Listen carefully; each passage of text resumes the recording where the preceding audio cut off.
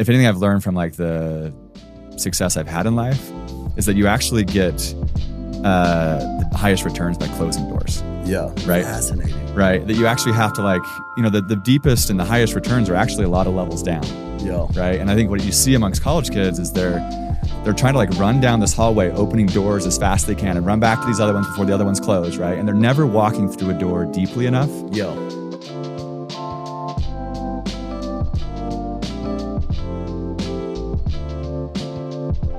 Welcome back to Case Studies. I'm with my friend, Chris Crittenden. We've known each other for what, 5 years, 6 years? Yeah, something like that. Yeah, I remember the first time we met, you were taking over. At Taking over might be the wrong word, but yeah. Or you were filling a role that that's right. A good friend of mine, longtime neighbor Scott Peterson, was transitioning out of. Yep. And you had just came off of an exit. I think you'd sold one of your companies to Walmart. Yep. And we had another connection because your little brother, Josh, had worked with me on like a really intimate level. And, I've trained on your brother a lot of times. Yeah. Your brother, and I couldn't give him a more sincere compliment. He came to Vivint, and another one of brother-in-law of yours, a friend of yours, Scott Hardy, was the one who got him the job. Yep. And he came in a very junior role. Mm-hmm. Like he was in a very analyst type role in the company. And Josh was so proactive and created so much value in every direction. His description of his job was very small. Yep. And he just exploded his job with value. And because of that, like you couldn't keep him in a role. Yep. And he went from a junior role to a more senior role to a more senior role to by the time that I left, he was kind of indispensable to the organization. Yep. And now he's as senior as you can get in that organization. And it's so fun for me to be able to just cheer for him because he's the definition of what you would want or what you would coach your kid. Hey, this is how you make a name for yourself in an organization or in a community is you just add so much, you take such massive action and create so much proactive value that people can't live without you. Make yourself indispensable. And that was always something that, don't know what your parents did from like a education standpoint or where he picked that up. But I was drawn to you because of him. Like he was and still is so exceptional. I've got, such admiration for Josh. No, he's amazing. It's I love that he's so Scott Hardy, that was there at Vivint at the time. Yep. He reached out to me and said, hey, I've got this open role. Who's like the best person you can think of? And I was like, I know this is going to sound weird, but like my brother, he's like, Josh, you said, a lot of those things. But I think Josh is one of like the most natural leaders. And I think part of that is because he genuinely cares about people. He cares. Right? And so people are drawn to him. They want to follow him. He's been that way his whole life. He's the favorite uncle of all the nieces and nephews, right? Because he just cares so much. But he's big heart, but big motor. That's right. Yeah. Like he is always going on all the time. And and I think that, I think about this a lot, like trust. Trust is character. Yeah. Somebody's got to be a good person. Yep. But it's also competency. Mm-hmm. You've got to be able to do the job. And I think the reason he created so much trust, everybody knew he's a good guy. Yep. But he also just smashed his jobs. Like he brought insane competency and was a quick learner. He was a quick student. And so he came into an industry that's kind of niche, pretty foreign. Yeah, I don't think he'd ever knocked a door in his life. Never knocked a door, but embraced it and loved it. And, that industry is so unique. We had so many exceptional people come into that in senior executive roles. Scott was one of them. Yep. And there was always a rub between the sales culture and the executive team. And most of it, from me being in the sales side came down to feeling like certain individuals felt like they were better than, the the commoners in the salt mine. You know what I mean? Like, and so you kind of have this rub. And Josh, the reason he had so much influence is he completely embraced it. Yep. And and Scott, same thing. Like Scott could have ran that company and was kind of next in line to go run that company before he transitioned out and took that other job. But Scott was exceptional. Scott's track and Josh's track were pretty similar. Right. Like Scott didn't come in a super senior role, but kind of made himself indispensable to the organization, where you're just like, keep shoveling stuff on Scott, because all he does is like turn it into gold. Like keep everything you've got, just plow it onto him. You know what I mean? No, for sure. It's funny. You mentioned my parents. I think like I was thinking about them this morning a little bit just because of Josh as well. I think the thing they actually taught us really well is that you can do anything, right? Like, not in like a trite way. It was just like, we're going to remodel our house and we're going to figure out how to do it ourselves. And we've never done it before, right? And I think you saw that with Josh, right? He comes into an industry has no experience in it. He's like, I can figure these things out. Now, there was nothing that he didn't feel like he could do, right? Super industrious and super resourceful. That's right. I think those would be two words that come to mind of, he was, and we were actually talking about that upstairs about like what you're building at Sandbox is the skill of resourcefulness. Like, exactly. Sandbox is about entrepreneurship, but it's really about creating these people that can do that, right? Yeah. And you can do that anywhere. So we're going to get into Sandbox, and you have like some super fun announcement today, like big milestone. Yeah. And I didn't realize you'd been working on Sandbox this long.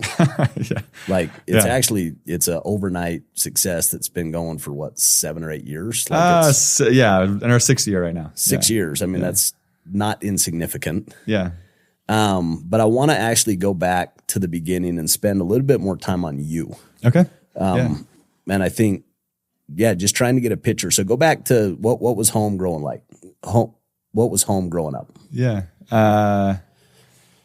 So both my parents were raised on farms. Okay. So, so I was born in like a pretty small town. My parents like to say that they got us out of there because they wanted to get us to better schools. But, I think I was mentioning this with Josh, my brother, like I think a lot of what I remember growing up and like the interaction with my parents was these projects that we would do. Right. And, whether it was house projects or yard projects or whatever, right? Like I can't remember us ever hiring anyone to do anything, right? Wow. And it wasn't necessarily because maybe my parents couldn't have.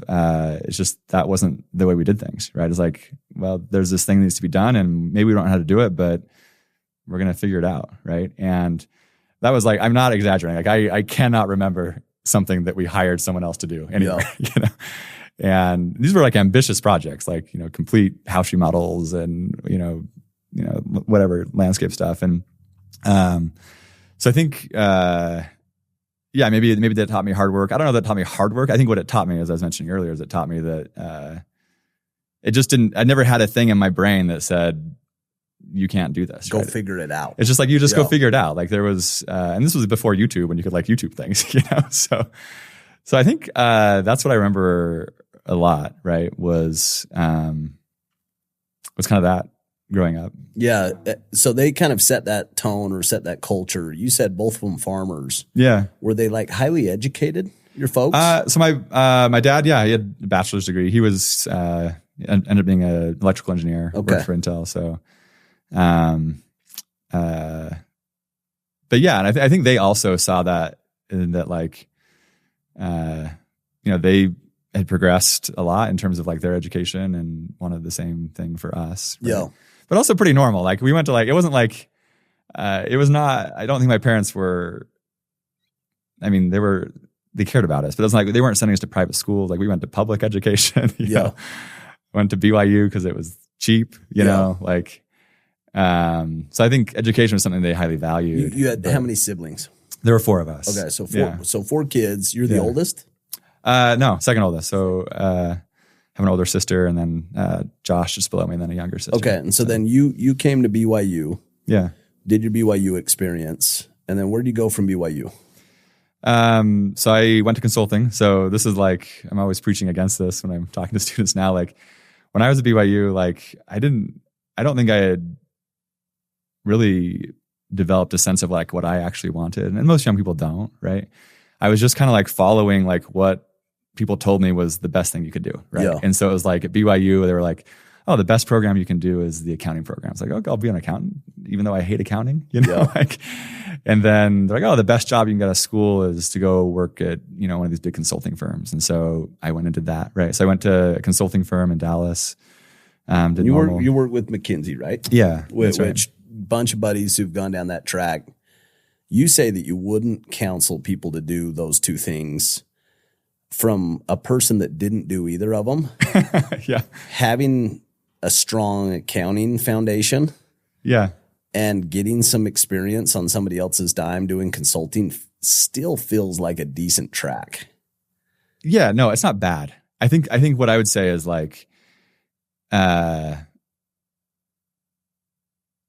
think what I was then and the behavior I see a lot in students now is they're stamp collectors, right? So they're just out saying like, look, I want to put as many stamps as I can get onto my resume because that's going to somehow open doors for me. And I think if anything I've learned from like the success I've had in life is that you actually get the highest returns by closing doors. Yeah. Right. Fascinating. Right. That you actually have to like, the deepest and the highest returns are actually a lot of levels down. Yeah. Right. And I think what you see amongst college kids is they're trying to like run down this hallway, opening doors as fast as they can and run back to these other ones before the other ones close, right? And they're never walking through a door deeply enough to actually get to the place where that's so fascinating. They can actually get enough return. And consulting, the reason I kind of say that's consulting is the epitome of opening lots of doors. Like you talk to a kid that's going to do consulting, they'll say, I'm doing it because it's going to open these other job opportunities for me. They're not doing it because they want to be a consultant. Yeah, very rarely. Very rarely. Sometimes they are, and they're like, you should do that thing. Yep. Right?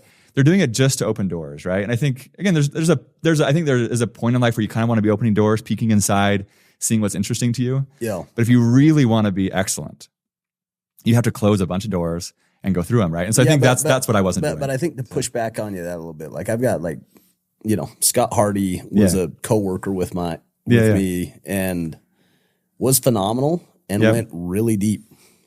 Yeah. So he started there, got some really relevant experience. Sure. But then transitioned and went deep. He went deep, yeah. And I would even go as far as to say probably wouldn't have got the role that he got at Vivint if he wouldn't have worked at McKinsey. All right, fine. I mean, I think there's for sure benefits of having kind of. I mean, again, I would say like McKinsey. People will give me a first conversation because they know that I work there, right? Because of the brand. And brands, obviously brands matter. We'll talk about Sandbox in a minute. We think brand matters a ton, right? Yeah. Brands obviously matter and it helps. I think what I'm really saying is like, I think you should, as early as you can in life, start to really pursue something that's like deeply interesting to you. Yeah. Not just because it's, a stamp that you can put on your resume. I mean, right? my personal track was the exact opposite of yours. Right. It was drop out of school. Yeah. Go deep in door-to-door sales by default, not by out of desperation. Yeah. But doing a good enough job that it kept opening doors. And ultimately, a lot of luck and being with the right company that end up being a really big company and doing a good enough job that I could, go expand with that company. But I think about going deep and going deep early. Yeah.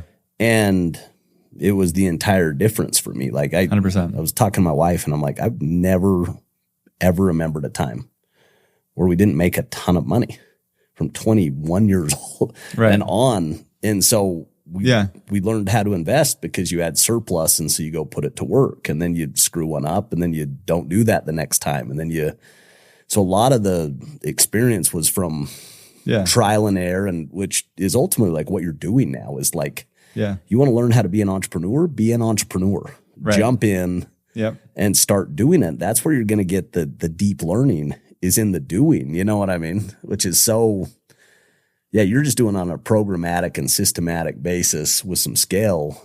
But that's my personal learnings and experience that was a great track for me. Yeah. I agree. But not deliberate. Well, but again, I think that's like another interesting point is I think like, I think when I've worked so much with young college kids, right? And I these criticisms are criticism of myself. I was the same person, right? Is that like they kind of want to lay out this plan for their whole life. Yeah. Right? Of like, it's going to go like this. Right. And I think if there's anything I've learned is that what you really want to be doing is you want to be, opportunity is going to open for you at moments. And you want to make sure you have the courage to take it. Yeah. It's not like it's going to open with like, in this way that makes it super risk-free. Right. And I think when I look at like, your story, I think is a good example of that, which is that like an opportunity opened here, you took it and you did a really great job with it. And then you took another one and another one. Right. Yep. And you can't, I guess I think that's like, I think what I see a lot in students is they lack the courage actually to try to take that opportunity. Right? Because again, often it's off of that path, right? It's like I think of myself, if I would have stayed at McKinsey, I'm sure I'd be making decent money. Maybe you're making, it doesn't matter, but like you're probably making decent money doing it. Yep. I'd be highly dissatisfied, right? At least my professional success came when like these non-traditional opportunities opened. Yeah. And I had the courage to go through them, right? Yep. Whether that was saying, okay, I'm going to drop out of a PhD program, which is where I went after McKinsey, right? And you were doing that where? I was at Duke. Okay. So doing PhD for what? Like what? That's because I didn't know what I wanted to do with my life. That's really what it was. I think there's part of me that's always... You were opening more doors. I was opening more doors. No, I was. Literally, it was like... One, I've always loved teaching, right? And I knew this kind of intellectually going into it, that like professors, their primary role isn't teaching, which is part of the problem of higher ed. But yeah, so I was at Duke doing that. And I think, I had this startup idea, and frankly, it was a terrible one. But like, had I not taken that non-traditional step, it wouldn't have opened up all these other things. Same thing, right? I started that company. We sold that to Walmart. This buddy of mine in Utah is building this thing that's not glamorous, not sexy, right? He's doing it with these guys that are college dropouts. He reaches out and it's like, hey, why don't you come join us? I'm like, and my McKinsey instincts are like, well, that's beneath me. Like I just sold my company to Walmart. I could go do all these other things, right? And thank goodness I took that opportunity, right? Because that ended up being what allowed me to then go and have the flexibility to do what I'm doing now, right? And so that company's like a $1 billion company. Yeah, they're doing really, really fantastic well. company. Yeah, they're doing really, really well. And they're phenomenal. Like they're like best in class. What they've created.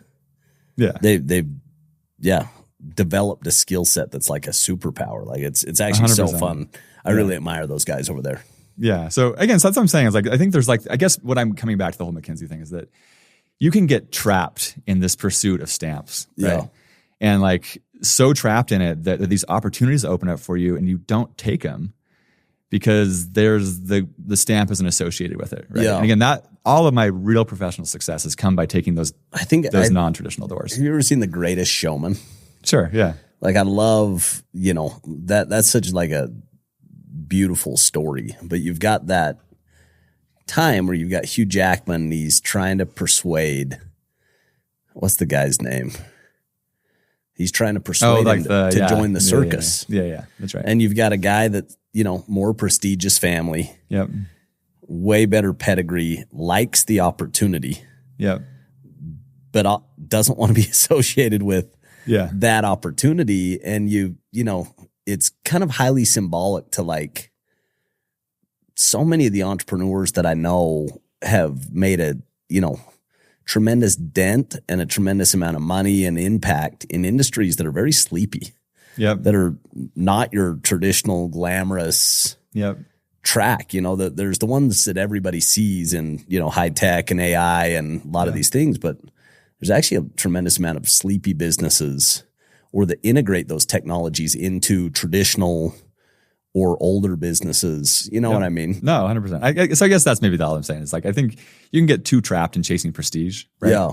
That you then don't have the courage to go chase the real opportunities that are going to change your life. Would you say that's one of the things you're the most proud of is making that leap from Duke to pursue something that's entrepreneurial?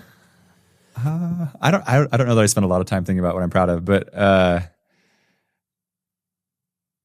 it definitely was an inflection point for me. Yeah. Right. I think like the reason I asked, and one, I actually do spend time with that question. I actually think it's highly beneficial to remember. Yeah. No, you're right. I think when we go back and we remember the stuff we've done in the past, it gives us courage to try bigger things. You know what I mean? I think Yeah. No, you're right in that. I think I would say like the thing I'm probably that actually wasn't that hard. Cause actually, so it was interesting. Like, I don't think I could, had I been at McKinsey, I don't think I could have made the choice, but it's like, done it.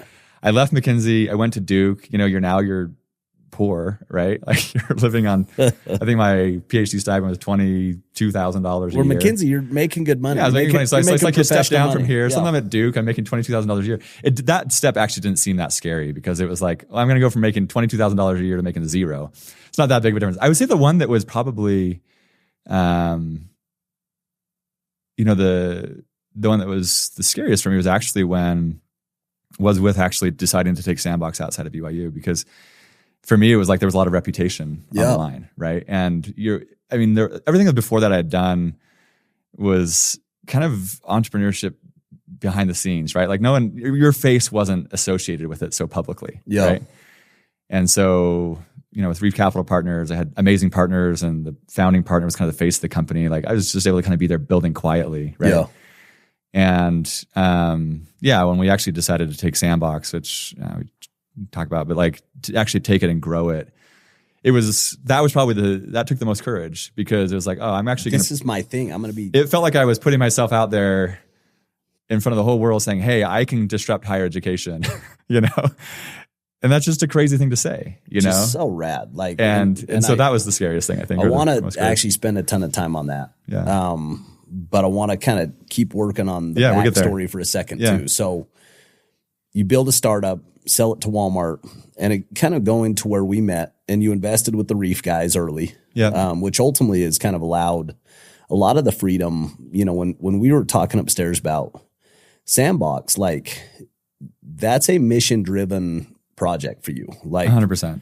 Profits, where there is no margin, there is no mission. So it's very important to make a good profit, show that you're building a great company, but you would do it for free. Like it's a calling to you. There's something that's like calling you to go help people get these skills. And am I describing that right? I think it's for me, like, I think that like, and this is why I resonate with your podcast. I think a lot of what you're exploring here is like human development and like what it takes to be great and to be excellent, to grow, right? Yeah. And I think that's always been, to me, the most inspiring thing about humans, right? Like that we can do that, right? And that if we put our effort into it, we can become something different than we were born. Yeah. And isn't that like the most inspiring idea? I think it's hugely inspiring, right? And I think to me, like, well, that's what education should be. And then you go to school and it's the opposite of inspiring. Yeah. Right? It's like, what other thing do you go do and you pay for? And you're like, well, let me take this thing I'm paying a lot of money for and get done with it as soon as possible and do it as easily as possible and get as little out of it as I can, because I just want to get done with this thing, right? Like, that to me is just like so wrong. Super sad. It's completely missing the juice, and it's violating the law of the harvest. Yes. Like all of us like intuitively know you're going to reap in proportion to what you sow. Yep. And not more. Yeah. But in education, like I remember reading a lot of Covey stuff earlier, and he'll ask that kind of famous question of who in here is crammed in school? And everybody kind of raised their hand, and then it's like, well, who's crammed and it's worked? And people, raised their hand, and then he goes through and says, why does it work in the school? And it's like, because you take an Adderall, go work, study for 10 hours, get it all in your head, regurgitate it as quick as you can on the test, and then you're done. And you pass the class and you're done. And then he goes to like, well, what if you tried cramming on the farm? And it's obvious on a farm that putting off the work until the fall and then working, 18 hours a day, all you're going to get is a muddy mess. Like you're not going to get a harvest. You're not going to get, because there's natural laws. Yep. But that school, it's a man-made structure and it's broken. That's right. And I think anybody who's close to it, even like the best professors, would call out very readily why it's broken, but it's also institutionalized. So it's very tough to get to the crux of like who's running this thing. Like it's a machine that just kind of cranks, you know what I mean? Well, yeah, and it turns out that no one's actually running it. I could go into that. That's probably one of the biggest surprises to me getting into education, is that it is so actually decentralized that no one can actually do bold, innovative things. We've worked with presidents of universities who have said, "Hey, we want this thing done," and it can't get done. They can't get it done, and they're the president. And they're the president of school. So there's a lot of interesting things. Coming back to what you were saying about kind of the law of the harvest, I think one of the issues is that a lot of times the tendency is to blame the student, right? And to say, well, you should just treat school differently. And there is for sure some truth to that, right?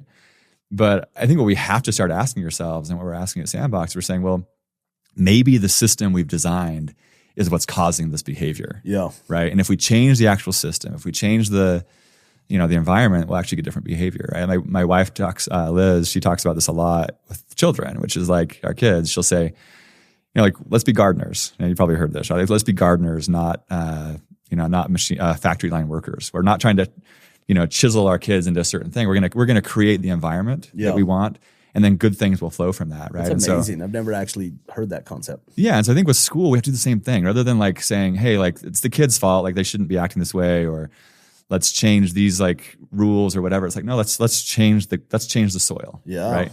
And if we put them inside of like the right culture and the right incentive structures and around people that are motivated for the same reasons, then suddenly you get the behavior you want. Yep. Right? You can get people, one of the first experiments I ran at BYU was this, I'm a huge believer in the humanities, right? I think that we should all read books, and we should read great books.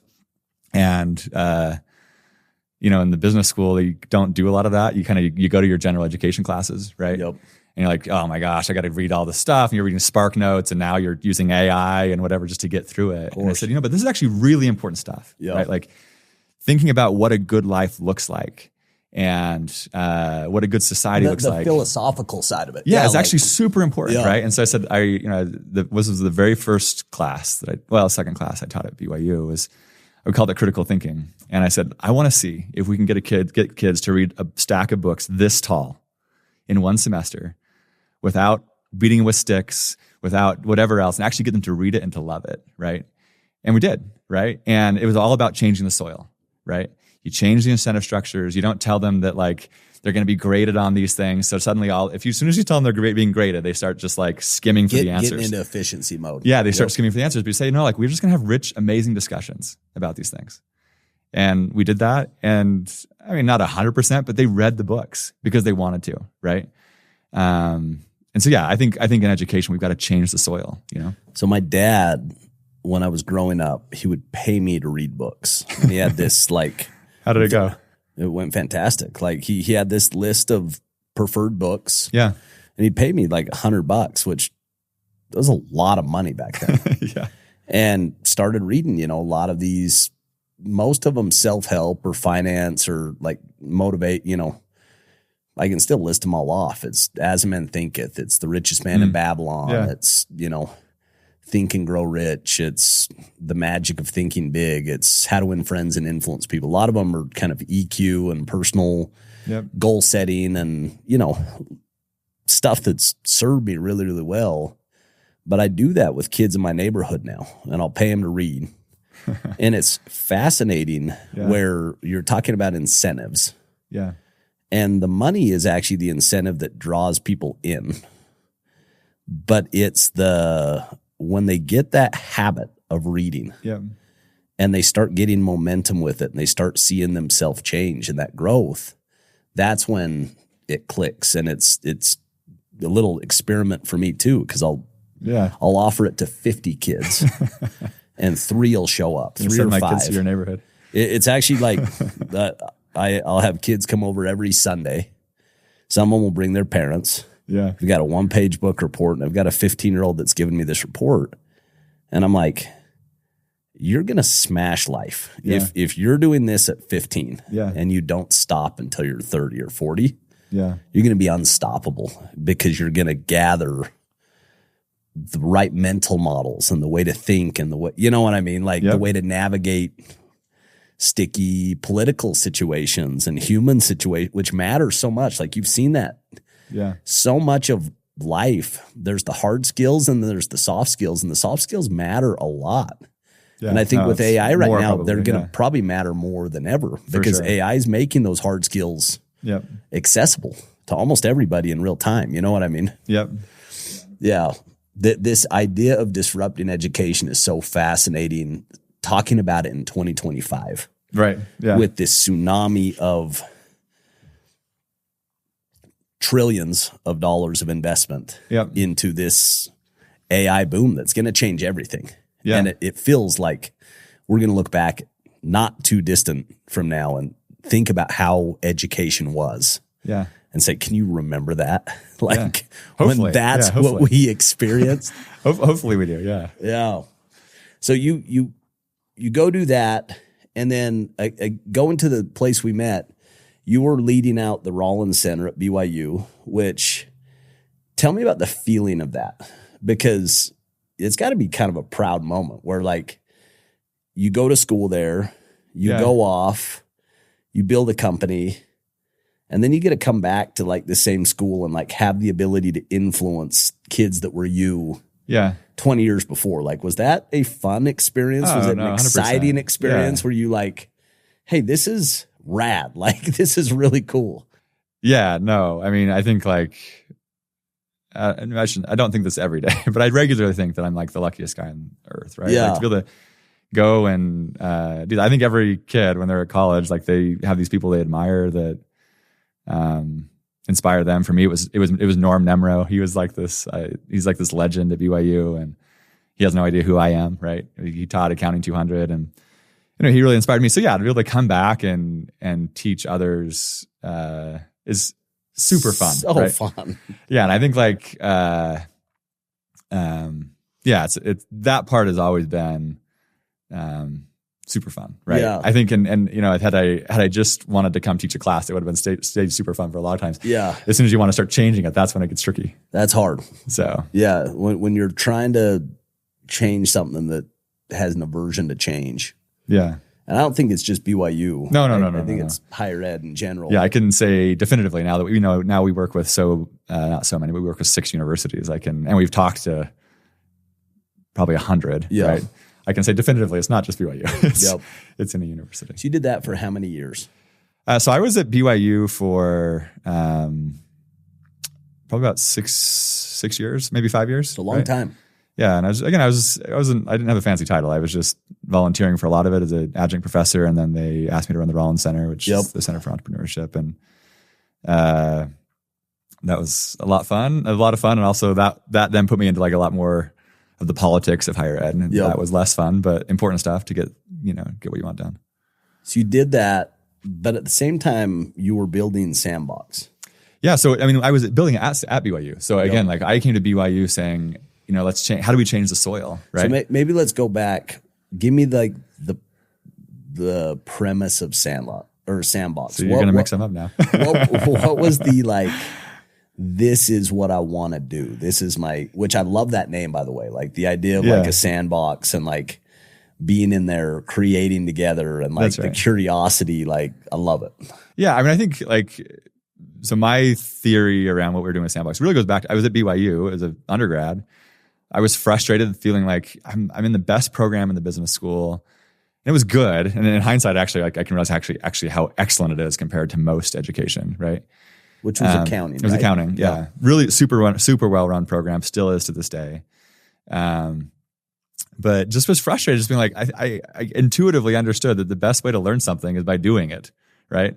Not by memorization and being forced to take tests and learning things in the abstract and whatever else, right? Like I just intuitively felt like the best way to learn is by doing, right? And my first company was a tech company. I'd never coded in my life.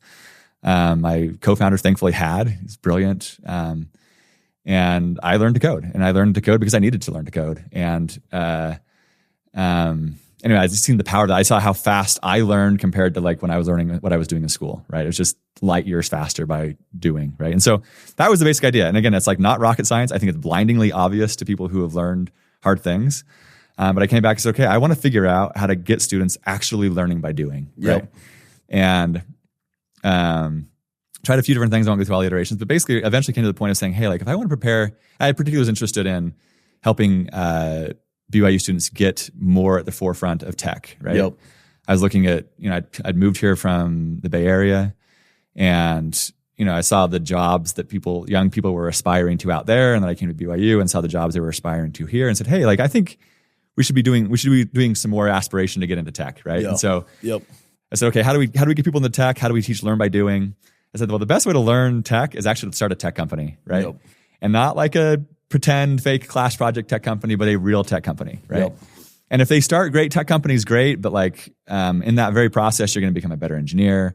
You're going to become a better designer, better product manager, whatever, right? And so that was the thesis, is that let's collaborate with computer science, with business, and design, bring all these students together, give them an enormous amount of credit, 18 credits. So it was almost a whole 2 semesters of credit hours, and say, you've got one job, start a tech company. That's so rad. Right? And it's almost like a gap year, right? And the very first like actual Sandbox cohort, we had these 2 companies get into Y Combinator. Went out and raised, I think, the like $15 to $20 million valuations each. And these were kids that like were nothing before. They didn't even, I guess the one team knew each other coming in, but, and I was like, oh, wow. Like, not only can we help these kids, become great engineers and whatever else, because the other kids that didn't do that were getting great jobs. Yep. I was like, we can actually start real companies. We can build real companies. And I think this is another thing about education, is that models are so powerful. So those 2 companies, Relay Health and Leverage Labs, that got into YC, suddenly the next cohort came and they're like, well, I'm no different than those guys. I can get into YC. I can do it too. I can go. And so because I think a lot about that moment. Had they not done that, would Sandbox be what it is today? Because again, so much of education is believing that you can do it, and seeing these people that have done it, that don't look that different from you. Not just education, so much of life. No, 100%, right? Like you think about who was that person that like either a couple years older than you, yep, or a leader that believed in you, and you're like, I think that's ultimately faith. Yes. Is like this belief that, yep, I can do something. And one of the most powerful beliefs that I have is like, if that person can do it, I can do it. Right. You know what I mean? Because you size them up. You're like, he's not better than me. They're not more ambitious than me, not more driven. And so you knew him in school. It's like, I mean, in this case, it's like they literally knew him. And so it's like the familiarity matters a lot. And I think that a lot of that ties into your model, which is people around each other. They actually that's right, can see who's grinding, who's not grinding, who's capable, which is so valuable. Yeah. So those guys get into YC, the next cohort starts, and like these kids are like, well, I can do that too. Right. Yep. I think that next year we had 4 companies get into YC, and then others that raised, more traditional venture rounds. Right. And, anyway, so that was, so it was going great. Right. And we were doing all this stuff inside of BYU. But again, I'd gone back and I was volunteering at BYU because I wanted to change higher ed. Right. And so there was this part of me saying like, how do we do this at a bigger scale? Right. That was part of the reason I took the Rollins Center job. I was like, well, that'll give me more resources. We can now scale this more. And ultimately at BYU, what I started to feel was that I couldn't do it here. I'd tried, I'd pushed, and I just felt like I'd hit a ceiling. We were doing great stuff, but I hit a ceiling. It was, I would say, really frustrating to me, right? To see that ceiling and be like, I can't get beyond it. Especially somebody who's built companies, who's been in the real economy. Yeah. Like most time you just blow through that ceiling. You can kind of like figure it out. Yeah. Like it's got to just be so frustrating. We're like, no, this is a prison. This box has me boxed in. Well, yes, very boxed in. And the thing about higher ed is that it is the currency that matters there are those 3 letters after your name, PhD. Yeah. And I didn't have it, right? I was a dropout of my PhD program. In hindsight, maybe if that would have helped, but I'm grateful that it turned out the way it did. And so I was like, well, how do we do this? And actually, I didn't even know. So I left BYU. I call it like the first week of leaving. I was like the first time in my life since I can remember that I was like, had nothing that I had to do, right? I was passive and, reef. Yep. And I did a lot of mountain biking, and it was really fun for a month. And then I became really... You're like, I'm bored. Really dissatisfied. And I think I also just feel like, I don't know, like I'm, a religious person. I believe God put us here to do things, not to just sit around and do what we think is fun. And anyway, I was gonna go back to reef, right? And but I'd made this commitment a year before to go help out this nonprofit in Eastern Europe.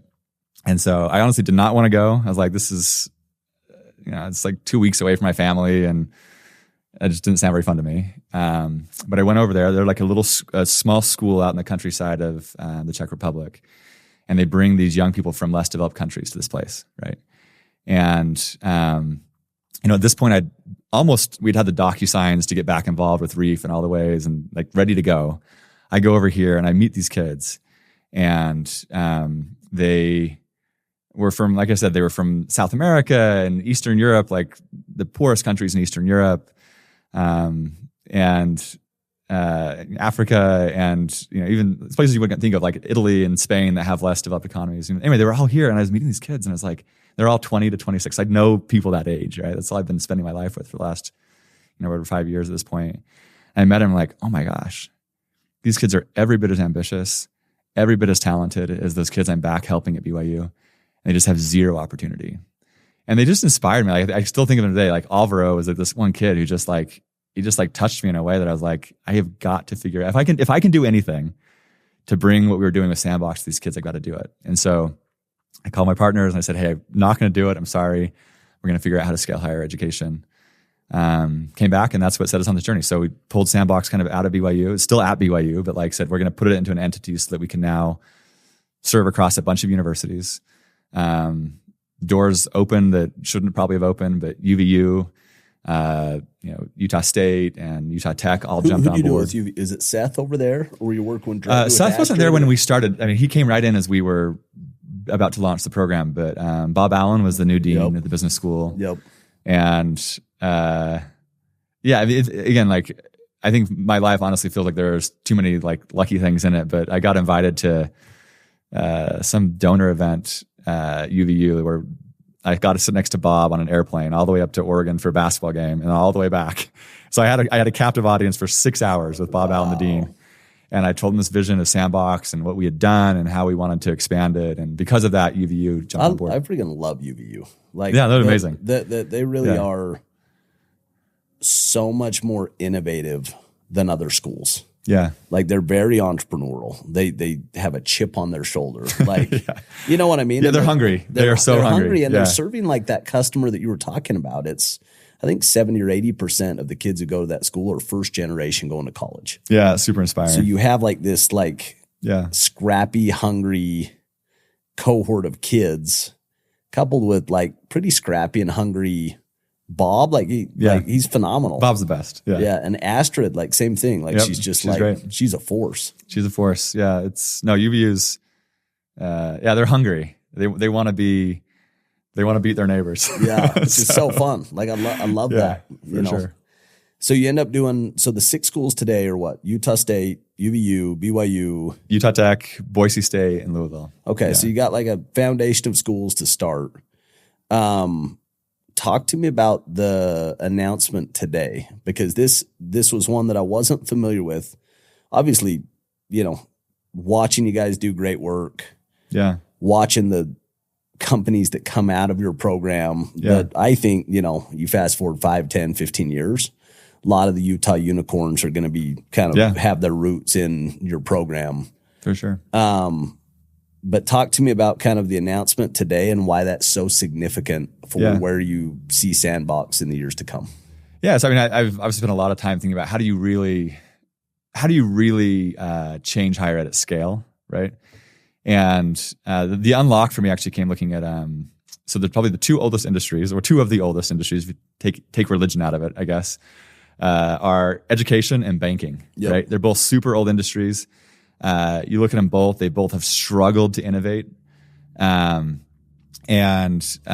banking recently has, right? And you're an investor, you understand. That's like what the way banking has managed to innovate is they created what they call these neobanks, which is basically like a software company comes in, builds the experience that should be built for people in banking, brings all of this innovation, but they partner with a traditional bank on the back end because banks are super highly regulated, right? And as soon as you get into the regulation game, you spend all your energy on regulation. Yep. Right. And so what they've done is they've innovated here and they've partnered with a bank here to be able to do what they're doing. And I said, that's exactly what needs to happen in higher ed. And so we're doing the same thing. So we went out, found a traditional university. They're actually in New Mexico. It's New Mexico Highlands University. They're a small public school there.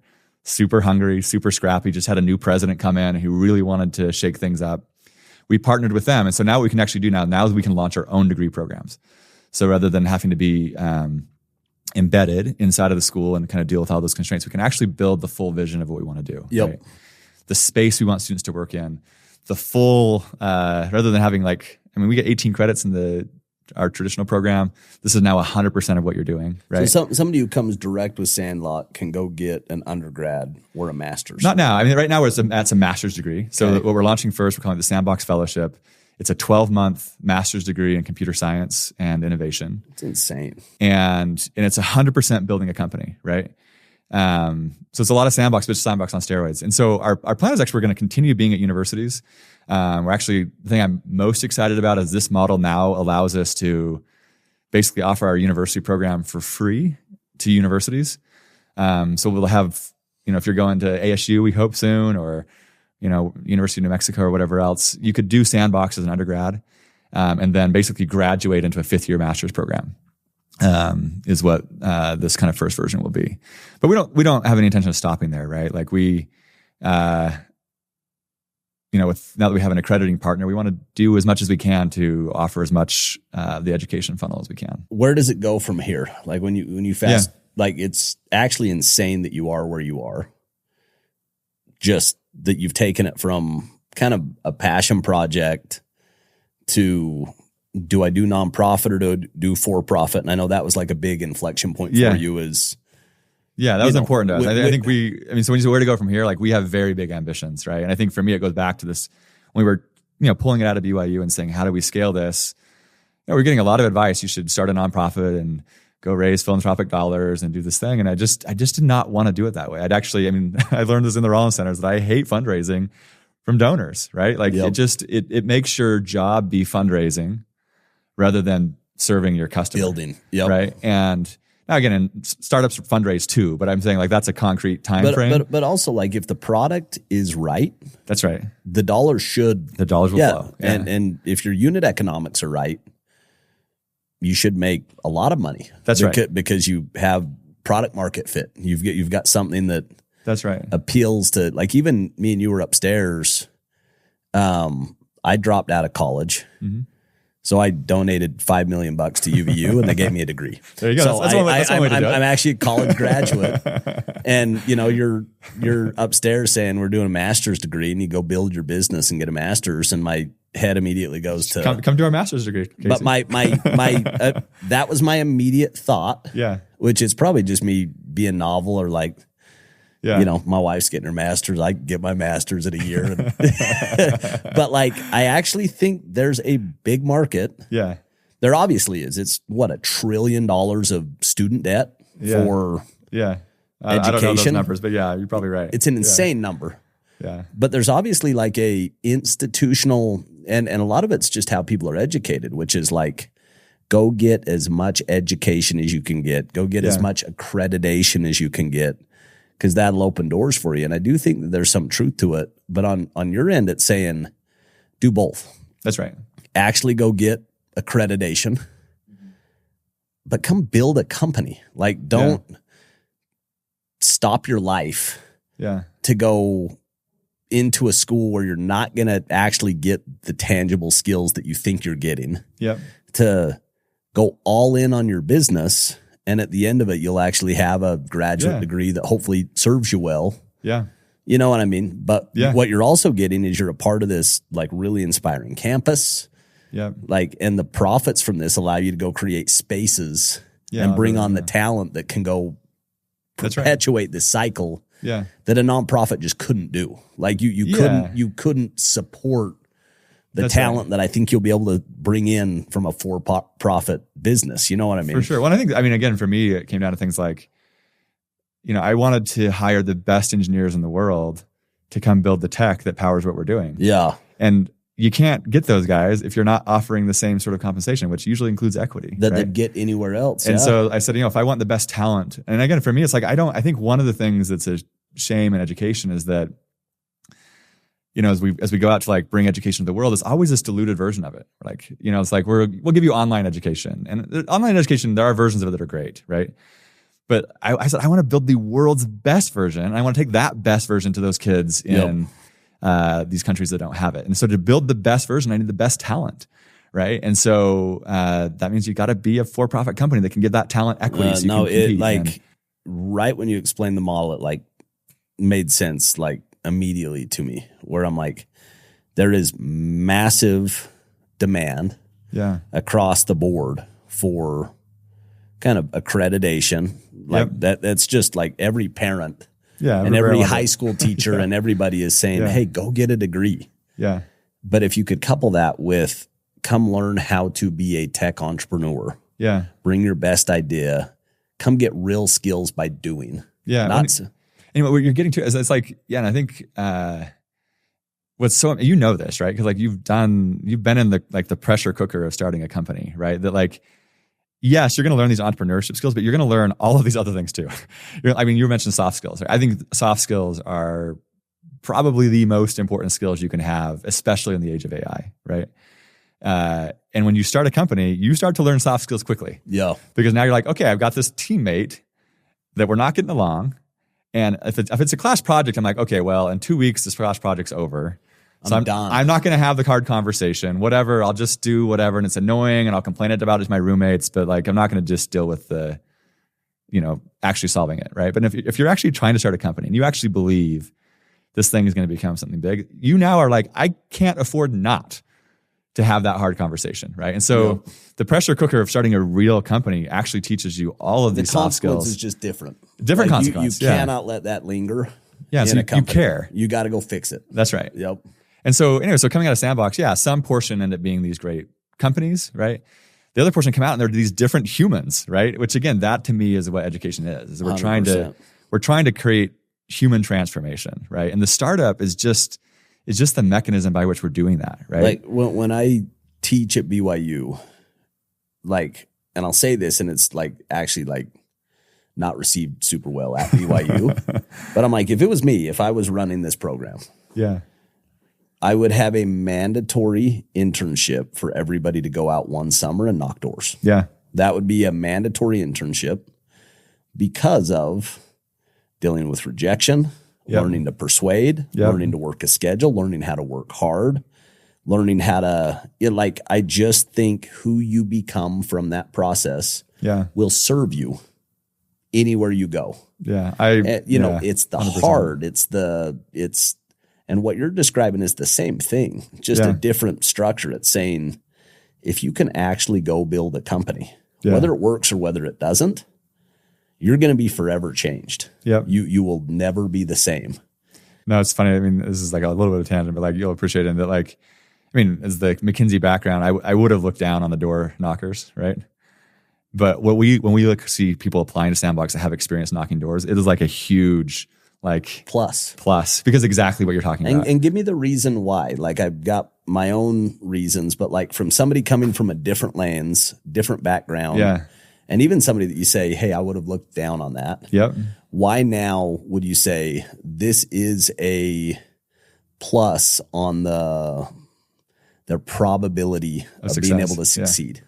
I mean, a lot of reasons. One being that like sales is a gigantic part of any business. Revenue. Right? Yep. Revenue. And like the ability to generate revenue and the ability to go out and like put yourself in uncomfortable situations to sell something is just like fundamental.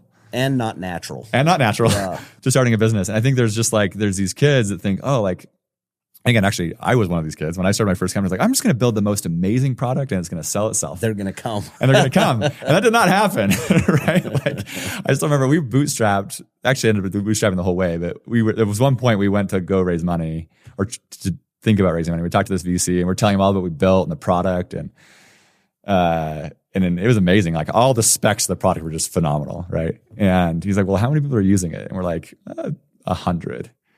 And he just like closes his laptop and he's like, come back when you've proven that people will eat the dog food, right? And I think what it was like, oh, you can't just build product. Yeah. You've actually got to go out and sell this thing, right? And so that's one reason is that like they actually learn to go sell something and overcome that fear, right? Like I can't tell you the number of excuses a student will come up with for the reasons they can't go sell their product yet. Of course. And it's really just comes down to fear, Yeah. right? It's not because their product's not ready. It's never ready in the early days. They don't want to be rejected. They don't want to be rejected. Yeah. And so that's the big reason is that it's sales. Sales is a huge part of business. But then there is, again, it's like, I think people don't understand that startups are a massive marathon. They just take persistence and diligence every single day for a very, very long time, right? And a lot of it is doing stuff that is not glamorous, right? And so you look at a kid who's out in the blazing heat of wherever, Florida, right? Knocking doors day after day after day and experiencing a lot of rejection. Like that grit, that willingness to keep doing it is just matters a lot. Now, again, that's not the only thing that matters, right? And so we've had kids with door-to-door sales experience come in and do great, and we've had them do really, really poorly. And so it's not the only thing that matters. But for me now, I'm a convert for sure, 100%. That's fascinating. So I had this kid that came to me, gave me a really nice compliment, but he said, "Hey, you had a ton of success in your life, but you're like really humble." Yeah. Well, thank you. That's kind of you. And he's like, "Well, what do you think that is?" I'm like, "You knock doors for a lot of years. It's hard not to be humble." Like, people tell me, "You're the crap on the bottom of my shoe." Like, you're like, I'm not like, you kind of get like the pride just work right out of you, and you realize like America is the greatest opportunity. Yeah. Like, you can create whatever you want to create if you're willing to go to work and if you're willing to go deal with rejection. I heard this quote the other day. We were at a Tony Robbins event, and he said that failure isn't the opposite of success. It's a part of the process. Yeah. And it was so profound to me because I'm like, that is any entrepreneur that I've ever met. Yeah. Failure seems like the opposite. Yeah. But when you really get behind you lift up the hood and see it's kind of a constant process of failure. Yes. Yeah. Fail. And hopefully you can iterate, move forward until you find that product market fit or find that, what the market needs. But yeah, there's this chart I love to show our students, which is, when you look at it from a distance, it's like this hockey stick. Linear. Yeah. Right. And it's like, okay, well, it's one from the Sandbox team, right? And I'm like, well, let's zoom in now, right? And when you actually zoom in on that line, it's like, and up, and then it goes down, right? And then it goes up, and it's just, that is what it is. And I think you can't be above. I think the thing that the door-to-door stuff in particular that it gives is it just, those kids are not above things, right? I think there is a type of student that, again, we come back to the stamp collector thing, like, they'll do things if it's prestigious enough, right? If there's the accolades, if there's the people cheering, right? If there's the LinkedIn post that goes viral or whatever, right? But like, so much of building things is not that, right? So much of it is doing stuff that is not glamorous, and you just can't be above it. You know? The last thing that I love about door is it's egalitarian. Yeah. Like, that's right. Yeah. It's like the ultimate egalitarian system. It does not care who your dad is, how much money you came from. And so it's an equalizer. And I think for some people, they hate that because they've grown up had this advantage, privilege or advantage. But for somebody that's coming from the other side of the tracks, like, I know for me, like, there was nothing more motivating than saying, you're telling me that I can sprint past everybody else by more drive, more ambition, working harder. I'm like, this is right within my like sweet spot. Like, I think I could outwork anybody, but my parents aren't wealthy. And anyway, so it's fun to kind of see these worlds merge for you because you have one, insanely smart kids, computer science, accounting, software, all this stuff with, kind of the other piece of a lot of grit, And it'll be interesting to see like demographics when you go to other states, kind of what these unique mixes bring to the table and who succeeds and who doesn't. Even just getting out to Louisville, I mean, it's a world different than here. Different kids. And it's been super fun. I mean, we're actually already, they're just starting their first cohort. We have a little bit of a summer program and they're crushing it out there. And, it's funny. People are like, why are you at Louisville? Like, there's no, but I don't think yeah, I mean, it's cliche, but yeah, talent isn't just in certain places. Right? 100%. So as we close up, talk to me about the next step. Kind of give me kind of the next mile mark, or like where. Yeah, where I mean, the fellowship is the fellowship is launching today, right? This is a big deal, right? Like it's this accredited degree that is much more our own thing, right? How does somebody be a part of it? Just go on, they apply. Sandbox.ing is our website. It's all over there to apply. So if I'm a kid and I have an idea for a startup and I want to go be a part of Sandbox, I go in, I apply. What's the criteria? Like when you're going through and you're looking, hey, this person fits what we're about and this person doesn't. Who fits and who doesn't fit? Yeah, I mean, this is something we've obviously had a lot about.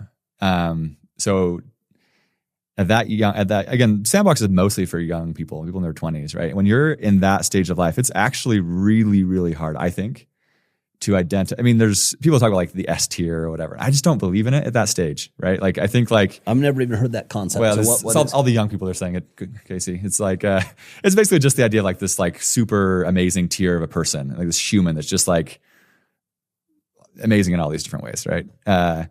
But I don't think that's actually the case in your 20s. I think you're just a lot more raw material, right?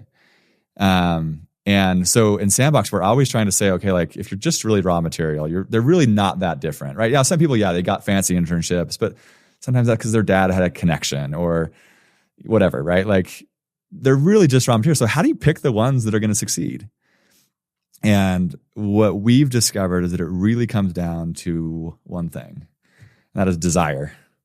How badly do you want it? How sick is that? That's incredible. And we see that because to do great things, to be excellent, requires huge amounts of sacrifice, right?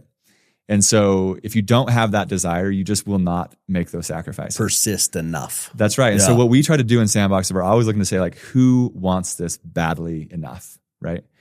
And that's been a harder job in the traditional model because you're at BYU or Utah State or whatever, and you get presented with Sandbox, like, oh my gosh, I can do this. And go to school. Rather than take these other classes that I don't really want to take. Yeah. There's like so little opportunity cost, right? That you get a lot of people coming in. Way less consequence. That's right. And it's like, you kind of get these posers that are kind of coming in saying, hey, I wanted to, actually had this student the other day that just literally said to me, I was kind of coaching him out and literally said to me, the only reason I want to do Sandbox is just because I think it'll look good on a resume. I'm like, well, you're not our person. You're not our person. Yeah. You know?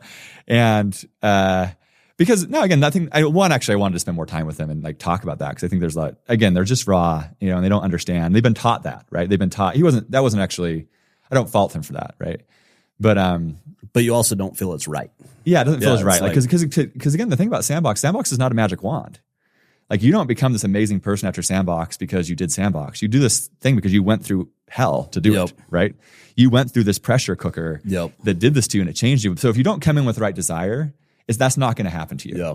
And so, so what we look for is desire. Like how badly do you want this? So in the fellowship, it's a little easier to suss out because the fellowship, they're graduated now, right? And they're saying, okay, I'm going to leave my high paying job, or maybe they're undergrads, but they're saying I'm going to put off having a high paying, they're going to roll from the undergrad to their master's. To do this. Right? Yeah. And so they're already a lot more skin in the game, right, than they've had before. So I think that just the nature of the program alone should that to us. Select better. But then we it's a very personal process with these kids, especially for this first cohort. We're sitting down, we're getting to know them. How many total groups have you sent through Sandbox at this point? With the fifth cohort's coming in. So this starting the fifth cohort this year. And per cohort is what? Well, it's getting bigger because we're expanding schools, right? Got it. So this year, I think in the traditional kind of embedded program inside the universities is like 330 students, right? Okay. This first fellowship cohort will be 100. And have you guys put like a fund model next to it where you actually go fund kind of the best and brightest? We've tried to cultivate one. I think so. People say to me all the time, like, why don't you just start taking equity in these companies? Like that's what you should do. And it's just I'm not willing to do that, right? Because it just puts our incentives in a weird place. Yeah. Where if my upside is only in the companies that are going to succeed, then I'm going to stop paying attention to these kids and only pay attention to these kids, right? Yep. We don't take any equity in the companies in Sandbox, nor will we ever. But we're trying to cultivate that. So we've partnered with, Philo, if you know those guys. Scott Evanson's been deeply involved in Sandbox for a long time. They've got a fund that's now investing specifically in Sandbox companies. And then we tried to cultivate the rest of the ecosystem around. Super cool. So you're trying to do is go have strategic partnerships that just do that professionally. That's right. Yeah. And say, hey, we have these relationships and we can make intros and we can open doors for you. And that's a value add of you coming to our program is that's right. We've got great relationships with people that love our companies and know, if you've come through this program. Yeah. And I think investors also know that like, I'm going to give them the straight scoop on these companies, right? Like I've watched them build you talk about a due diligence process, right? Like I've watched these guys build 100%. For 12 months, and so we have a lot more insight into like what they're actually doing. And then we're very transparent with investors around what we think on that. Yeah, so great. Before we finish up, talk to me about faith. So that's kind of one of the themes of this podcast. Yeah. Is kind of how does it factor? You've been on a journey. Yeah. From East Coast to California to BYU to, you're an investor, you're a founder. Now you're a founder, but it's kind of a mission. Like when I talk to you about what this means to you, there's a lot of legacy and a lot of purpose to it that's maybe different than your normal startup. Like it feels like it's a calling, if you will. Like this is something that's very important to you as far as making a difference in the world. Talk to me about how faith has has factored and does factor with where you're at today. No, I think 100%. I remember when I was starting my first company, I served an LDS mission, and just in the early days of it, I went to lunch with my mission president and his wife, and he'd been a successful entrepreneur. And anyway, he was like, there's, he believed a lot in me, which was also nice, I guess. And he's like, there's a good chance you'll be successful in this. And when you do, he's like, make sure that you find a way to like do some good in this world. And I was like, okay, cool. And at that point, I was like, well, I haven't done anything great yet. So, I hope that happens. And like literally the day that we sold that company, I got a message from him. And he said, Chris, it's time. And I was like, well, not quite because I got to have this earn out and whatever else. But what a special leader though. Yeah. It was literally that day. Like he saw that announcement. He sent me that message in that moment. And he practiced what he preached. I mean, he stepped away. He could have made a whole lot more money if he kept doing what he was doing, but he stepped away. He volunteered. It was a big role in, the Olympics and when it was here in Salt Lake, and obviously served in, church capacity and did a lot of that. And who was this leader? His name's Bill and Sid Price. They're both actually amazing. They both inspire me. They're like truly just still crushing it. They're like, it's a couple. They're out they're out still to this day, doing amazing things. I think I don't know how old they are. I won't say because if I got it wrong, they'll be offended. How cool is that? Like to have somebody that early in life. Yeah. Just say you're special. You're going to kill it. And when you do, this is the expectation. That stuff matters a lot. Yeah, it does. And I think for me, it's like, I think, there's a lot of people that tell me, oh, you're so lucky to be able to do what you're doing. I'm like, well, you could do it too. You just have to choose to step away from some of these things that are really appealing. And there's trade-offs. Right? And I think, I don't know that I would have had that courage to do that if I didn't have this person, the people, honestly, who said, no, like this is your obligation. You've been lucky and blessed, and you have an obligation now to go and to do some good, some real good, That's so special. So that made a big difference to me. And I think like that was lingering in my mind. Obviously, if you track in the story, like I did not go straight to do that. I bought into Reef, right, and grew that for another whatever it was, 6 years there. But all the while in my mind, it was, you've got to go do this, like you've got to go figure out whatever the unique dent is that I can make. Just knew. And so I think like it's been that's been a big part of it. I think like, I don't know, like I'm definitely a believer that like, how would you put it? Like that we have to make the good happen, right? I don't know that like God has necessarily like, this is what you're going to do in this world laid out for us. I think there's a lot more of like, no, like I'm going to choose to do some good. Right. Yep. And, and it truly is a choice. Right. And I think in that I have definitely seen I mean, so many times I couldn't tell you, right? Where it's like, I felt like, doors had just opened. And I'm like, why did that happen? It's like, why did I get to go sit next to Bob Allen for 6 hours on an airplane and that opened the doors for UVU? Or when I was launching Sandbox, that I happened to bump into Jeff Dyer in the hallway and have a conversation about these things. So I think for sure there's absolutely that, right? But I think I think all of us as humans, like we have this obligation to make this world a better place. And I don't think it's glorious. No, I don't think we should be patted on the back. I think it truly is an obligation. And I also say it's like, we shouldn't be patted on the back because it's so fun. It's like no one deserves accolades for going off and doing good because it's just so fun. As you're saying, especially teaching, it's just massively rewarding. And so it's like, I get a payday every day. Especially and these kids think you walk on water. Like you're like, you don't know me. Well, until they get to know me, like, okay, maybe Chris doesn't quite walk on water. But they do. There is always that phase where they think like the prophet from another land. You know what I mean? Come in yeah, exactly. So I think for sure. I mean, faith. I would say like a quiet faith person. But I talk about it with my students regularly. I just think especially in a journey of building something is so hard. It's so hard. And if you don't have this other, for me, it's a belief in a higher power. I don't know I could have navigated some of those hard moments. Yeah. Right. And so for me, like faith really is a superpower, especially for a builder.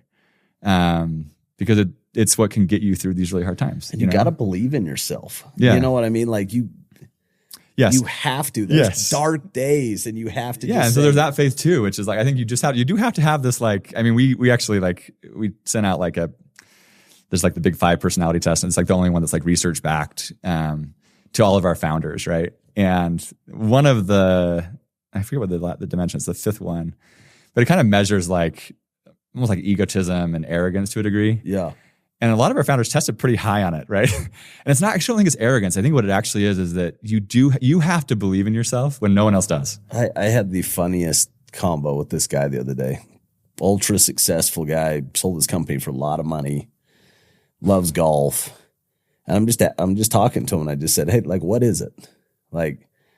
Why did you succeed? And he's like, I actually know the exact reason. I'm like, sweet, tell me what do you got? And he said, it was a disproportionate amount of arrogance with a overabundance of ignorance. Yeah. So, exactly. Those arrogance coupled with ignorance is my secret sauce. I believed in myself too much. Looking back, I was completely outside of my skis, but didn't think that I was because of the ignorance. Well, that's why. The funny thing is so I think actually being a second-time founder is way harder than a first-time founder. Because you're like, oh, because now you know what you're getting into. These young kids, they have no idea. They think they've seen the stories and the whatever, and they think it's going to be a thing that's not going to be. And so ignorance is the. I'm gonna close it with this. I was having a convo with some guys earlier, and I told this story, and I don't know. I've been thinking about it so much, but Breeze Airways was the first big deal that we did at Sandlot, and it was this founder, this David Neilman. He's this aviation legend.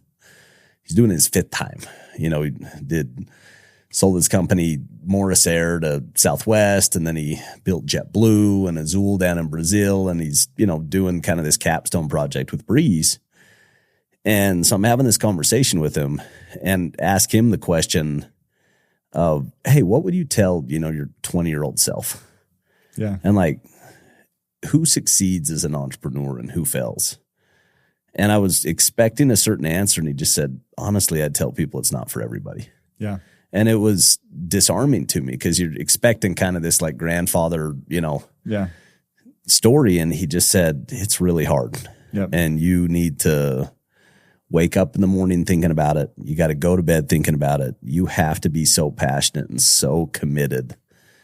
And if you're not, there's easier ways to get through life. If you don't have an ability to deal with stress and to take on risk, and you're going to be pretty miserable.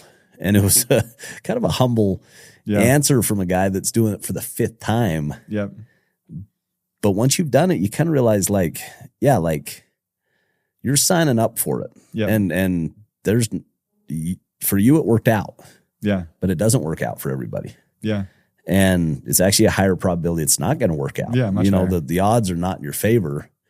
And somehow you've got to say, the odds are not in the favor for everybody else, but it's working for me. This thing is working, and I'm going to stay at it until it works. Yeah. And ultimately, those are the ones who make it work.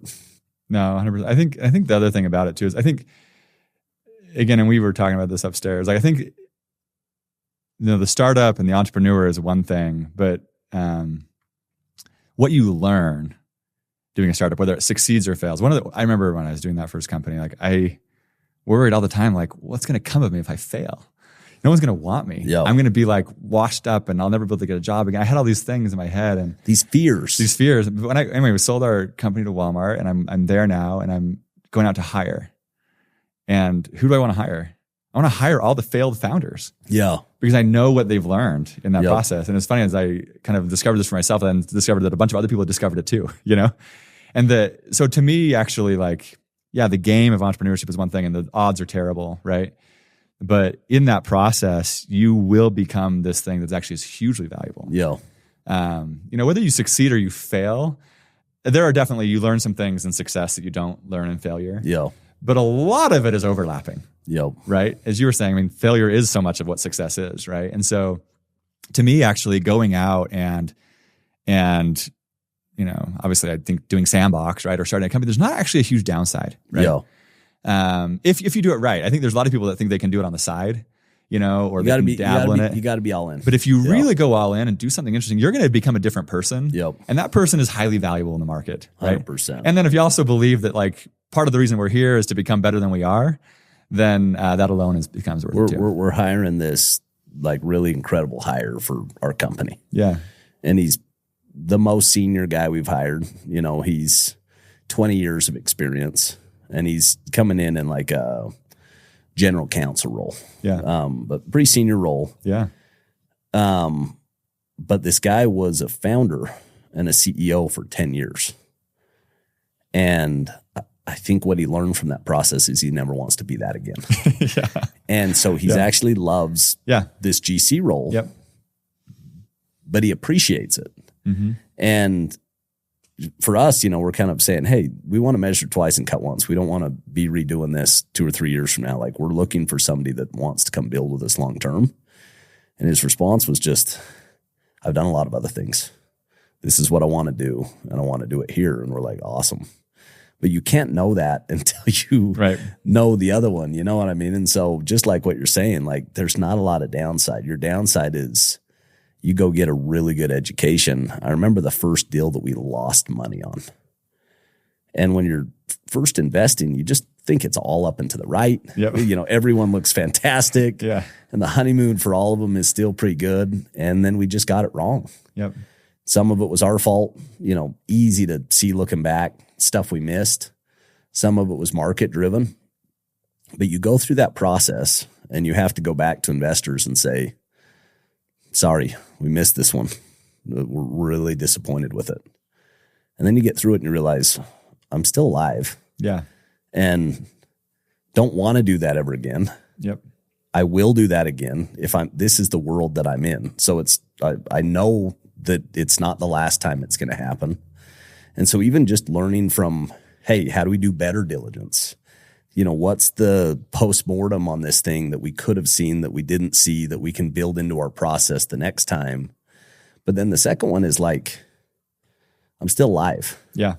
So you have potentially more courage to keep going, just saying, yeah, like where before that would have been like one of my biggest fears is, I lose somebody's money that invests. And you get into it now where you just realize I got to disclose more. I got to be more upfront with the risks. I got to do all these things. But like you're in the business of trying to predict the future. It's not a great business. You know what I mean? Like there's great upside if you're right. I admire you guys for doing it. It's not my business. So. There's great upside if you're right. Yeah. But there's also like the nature of it is statistically, the more you do, you're just going to have losers. And so anyway, this is so fun for me. It's, one, it's great to connect. And two, I've been a big fan for a long time from the sidelines. Yeah. Just watching what you're doing. And mostly, for me, business is a spiritual game. And I love the finished product of somebody who comes through your program. Yeah. Like they're fundamentally changed forever. Yep. And I just think there's so much value to that at a young age, to have that as a foundation to go attack the world going forward. And so I'm just, can't wait to see what it turns into. It's crazy what it's already turned into. But I think when we do one of these 5 years from now, let's do it. We'll look back and say, whoa, that was still early. That was very early. Very early still. 100%. Yeah. So anyway, thanks for coming in, brother. It was fun. Thanks, Casey.